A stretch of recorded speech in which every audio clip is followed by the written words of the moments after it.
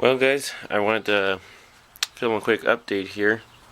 Of course last time I posted a video I just picked up another 5.3 from the junkyard. Is that 0453. It was just super sludgy, and after finding out it had spun every single rod bearing in the entire engine, I took that one back to the junkyard. And this is what I've got now. And this is going to be a little bit more exciting, I think, than what I had planned originally. You can see down in there, this is an LQ4, so this is a 6-liter. Now I managed to pick this up for the cost of a junkyard 5.3 actually. So I have a buddy who had a 2500 he's planning on getting rid of, and truck's pretty beat, so he's not expecting to get a whole lot for it, and he said, hell with it. Pull the 6-liter out, stick a 5.3 in its place, you can have the 6-liter as long as you fix some of the electrical issues in the truck. So when I actually got to drive this engine before I pulled it out. Came out of a 2006 2500, and truck had some shifting issues. There were somebody had pulled the transmission out once before, and they did a really poor job of dealing with the wires attached to the transmission, so they were trashed. So I only had to drive it around in 3rd gear, but even in 3rd gear it ran well. So yeah, I mean, for the $350 it cost me to pick up a junkyard engine, 5.3. Now I've still got that 228 230 cam. I'm gonna go ahead and throw that in here, and so I've got the cylinder heads with the Pac 1218s on them. We're gonna go ahead and swap out the valve springs on this, slap that cam in here. Alright guys, thought I'd film an update real quick. Been doing some work on this 6-liter. So I got a power washer here from a buddy, and actually, so I got some of this, and I got some of the non-foaming one, and man, I gotta say, they do work well. I don't know if you guys got a good look at that engine before, but it was just caked in oil, and it is looking pretty clean. I mean, it's definitely not brand new, spotless or anything, but I think it cleaned up pretty well. So I actually just went ahead and did the cam and springs in it. The cam that came out,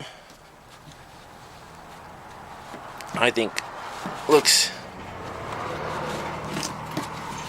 pretty good. Checked all the lifters, and I mean all the lobes, and none of them are gouged or anything, so the lifters should be good. And I went ahead and did it the sloppy mechanics way. I dropped the oil pan, which I'd actually forgotten to drain, still totally full of oil. But I dropped the pan, flipped the engine over. On my 5.3 or 4.8, I guess, I was able to just spin the cam over, and that was sufficient to push the lifters up into the bores, and they did stay. But on this one, as I was trying to pull the camshaft out, I could feel it catching up a little bit, and I don't know if it was just in my head or if it actually was catching on the lifters. So just to be safe, I figured, what the hell, flip it over. So I did that. So I've got the same, it's that 228 230 cam in here, and I just put the Pac 1218s in.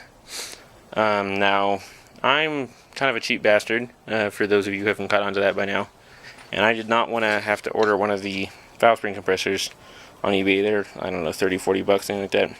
So what I did is, you can get to use, you've seen the crowbar style, you know, you put them in and they've got a big lever and you pull on them. Well, that's kind of a pain in the ass. So what I actually did is I took one, they're about $15 at O'Reilly's. I cut it down shorter, and I cut it, bent it, and welded it back so it's now pretty straight. And what that allows me to do is I just thread it in, and it works exactly like one of the leverage style. Just as you screw it down, it pushes the spring down, and especially with the use of an impact and just a little magnet, you know, to catch the keepers, I managed to do all of the springs in about half an hour, which is the fastest I've done them so far. I'm pretty happy.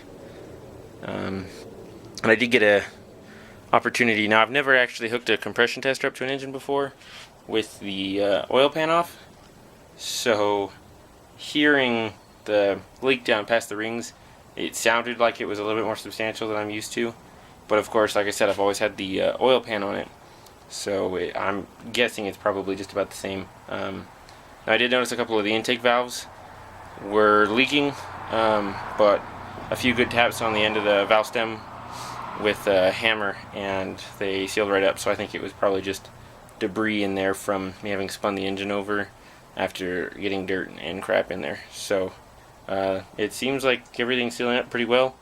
Now all I've got to do is I'm going to go down to the metal place and get the metal to make that firewall in here. And I'll probably start working on that. Now I borrowed my welder, or my cousin's welder, back again. This is just this Harbor Freight MIG. I've been using it for most of the projects on this so far. And I got my plasma cutter. And I'm going to just get, I think, probably some 14 gauge steel. And go ahead and make that. And then once that's done, I'm going to power wash. I've got the power washer still. I'm going to power wash the engine compartment, and then I think we're going to go ahead and put the engine in. I was kind of wanting to do some wiring, but the more I think about it, I've got roughly 2, maybe 3 weeks left to actually put this truck together, get it running and driving. And so I'm going to have to, unfortunately, again, put that off, which in my experience means it'll probably never get done. But I at this point I really don't have much of a choice. But yeah, I thought I'd give you guys an update. Like I said, it looks a lot better. Gonna go ahead and put the rocker assembly on and get the valve covers back on, and it's gonna just sit until I'm ready to put the engine in, I guess.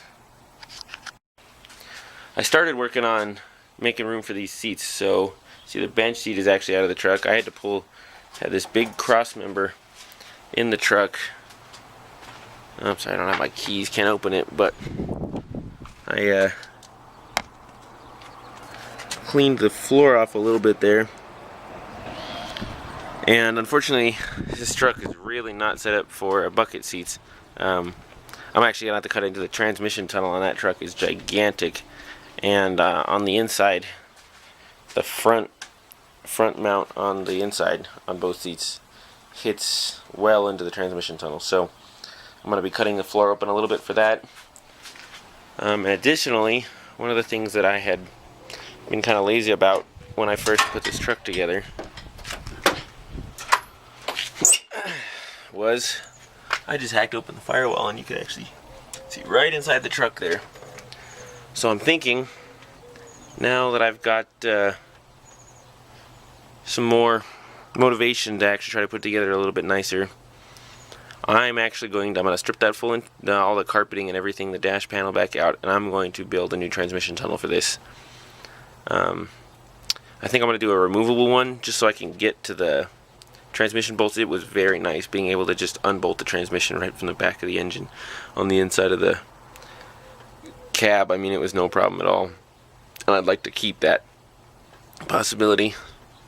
So I'm probably going to try and do that again, but then I'm going to try and build, like I said, a removable firewall. I also just kind of hack job plasma cut these fenders open to clear for the turbo exhaust, and yeah, I mean, you can see they just look pretty atrocious. The plasma causes the paint to peel, and I just kind of, I mean, especially here, see, I cut one cut, and then another cut, and then another cut, and another cut, and another cut. Just kept undershooting how big I needed it to be. So I'm going to try and take a flap wheel to that, clean that up, maybe make it a little bit nicer of a shape. I'll probably figure I might as well hack out the rest of that little piece there. And I'm also going to power wash and spray paint fill in. There's a lot of little extra holes all over the firewall. I'm going to try and fill some of those in. I might try and build, so that hole right there is to clear. The truck intake, unfortunately, is not fit very well on this this firewall. It's a little too tall, and it sticks back pretty far. Now I wish I'd managed to get a car intake for it, but given the price of them, especially considering if you're going to buy one, I feel like I'd want to go for something like an LS6 intake. doesn't really go with the whole budget aspect of this truck very well. So I'm just going to try and maybe box that in. You can see I actually managed to also cut into the AC ducting. Not that this truck actually has a heater or air conditioner, but I'm going to try and close that in a little bit better and just generally make things a little bit nicer.